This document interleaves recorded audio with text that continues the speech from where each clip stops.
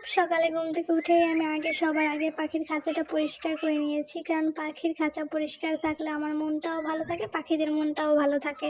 তো খাঁচা পরিষ্কার শেষে এইখানে পাখিদের জন্য আমি বুট দিয়েছি গরম পানিতে, খুব সুন্দর করে বুটটাকে আমি সেদ্ধ করে ওদের দিয়েছি। কারণ বুটটা সেদ্ধ করলে নরম হয়, আর নরম বুট খেতে ওরা খুবই পছন্দ করে, কি সুন্দর করে খাচ্ছে।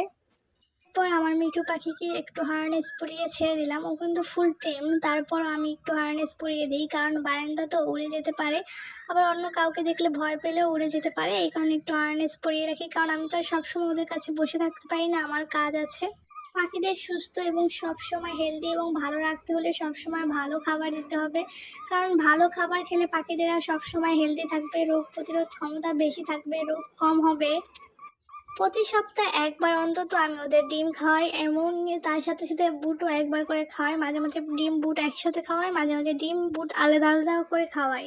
তাছাড়া সজনে পাতা, পালং শাক, নিম পাতা এগুলোও আমি মুখে মাঝে মাঝে খেতে দিই, কারণ এগুলো খাবার খেলেও কিন্তু ওদের রোগ প্রতিরোধ ক্ষমতা অনেকটা বেশি বেড়ে যাবে এবং ওরা ভালো থাকবে। পাখিকে যদি টেম করাতে চান তাহলে সেই পাখির সাথে অনেকটা সময় দিতে হবে। একটু সময় দিলে কিন্তু ওরা টেম হবে না, অনেক সময় ঘন্টার পর ঘন্টা পাখিদের সাথে থাকতে হবে। এখন এখানে একটা মজার বিষয়, আমার পাখিটা একেবারে আমার গাছের মাথায় উঠে বসে রয়েছে। কি কিউট একটা পাখি। অনেকেই বিশ্বাস করতে চায় না যে ককাটেল পাখি কথা বলতে পারে। আমার ককাটেল পাখি কিন্তু অনেক সুন্দর করে কথা বলতে পারে। ওর নাম হচ্ছে মিঠু, ও কিন্তু মিঠু মিঠু ধরে ডাকতে পারে। তাছাড়া শীষ দেওয়া, শীষ বাজানো, নাচা, বিভিন্ন ধরনের অ্যাক্টিভিটি করে থাকে আমার মিঠু পাখি। আর এদিকে আছে আমার লটিনো ককাটেল, এটা কিন্তু অনেক কিউট দেখতে। এই কিন্তু অনেক ফুলের মতন সাদা এবং মাথার দিক দিয়ে একটু হলুদ দেখার কারণে ওকে অনেক সুন্দর লাগে। তাছাড়া ও কিন্তু অনেক সুন্দর শীষ বাজাতে পারে। তাছাড়া ও এখনো কথা বলতে পারে না, ও একটু ছোট। এদিকে পাখির পালা শেষ হওয়ার পর আমার গাছের যত্নের পালা। গাছে আমি পানি দিয়ে দিলাম, আর আজকের ওয়েদারটা এত সুন্দর। এখন গাছ পাখির যত্ন তো অনেক হলো, কিন্তু রান্না বান্নাও তো করতে হবে। এক হাতে সবকিছুই সামলাতে হয়। চলো এখন রান্না বান্না করতে যাই।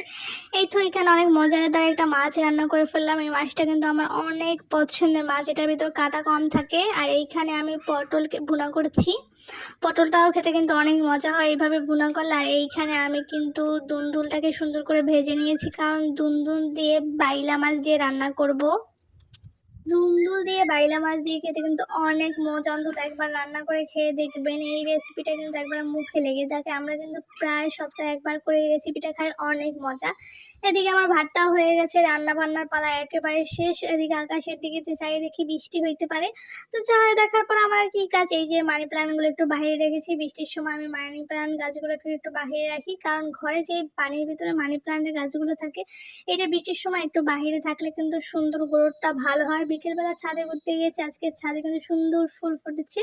চলো আজকে রাতের খাবার শেয়ার করি। আমার রাতের খাবার হচ্ছে বুট, আর তার সাথে শসা, তার সাথে ডিম। এই খাবারটা খেলে কিন্তু তোমাদের ডায়েটের রুটিন হয়ে যাবে। খাবারটা কিন্তু খেতেও মজা, আর তার সাথে এতে